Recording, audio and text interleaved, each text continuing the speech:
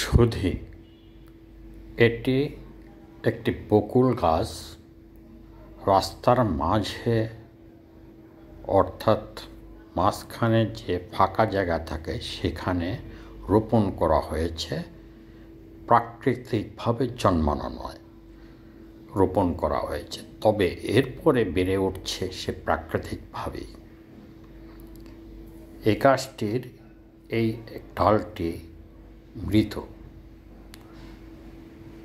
আমরা অনেক সময় শুনে থাকি বিভিন্ন ভিডিওতে ডাইব্যাক, এটা তদ্রূপ, এটা ওইভাবেই আছে, কেউ কেটে ফেলেনি। গাছটিতে বকুল ফুল হয়েছে, ফুল নিচে পড়ে আছে, উপরে ফলও দেখা যাবে। আবার যে ডালটি মৃত সেই ডালের পাশে নূতন করে আবার ডাল গজিয়েছে।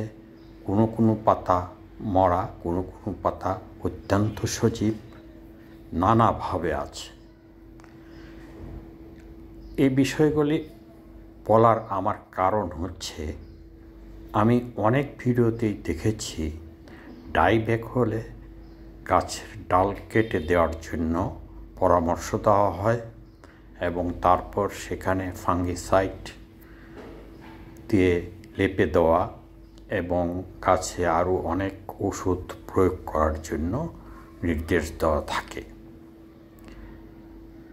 এই নির্দেশ পরিপালন করতে যে আমি প্রথমে একটি রোজমারি গাছে এরকম করেছিলাম, সেটা মারা গেছে।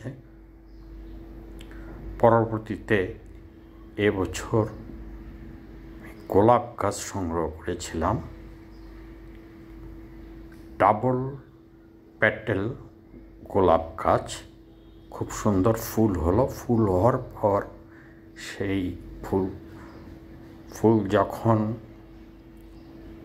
ঝরে পড়ার মতো অবস্থা হয়েছে তখন সে ডাল কেটে দিয়েছি এবং কেটে দেওয়ার পর কাটা অংশে আমি ফাঙ্গিসাইডও লাগিয়েছি। তারপরও দেখা গেল 1/4 ইঞ্চির মতো একটু মরা মরা ছিল, আমি সেটাকে গুরুত্ব দিইনি। পরবর্তীতে দেখা গেল নতুন করে শাখা প্রশাখা আস্তে ধীরে গজাচ্ছে। কিন্তু হঠাৎ গোলাপ গাছের যত্ন কীভাবে নেবেন এবং ডাইব্যাক রোগ হলে কি করবেন, এরকম একটা ভিডিও দেখে আমার আবার বিভ্রান্ত হয়ে পড়লাম এবং ওই ডালটি কেটে দিলাম। কেটে দেওয়ার ফলে ওটা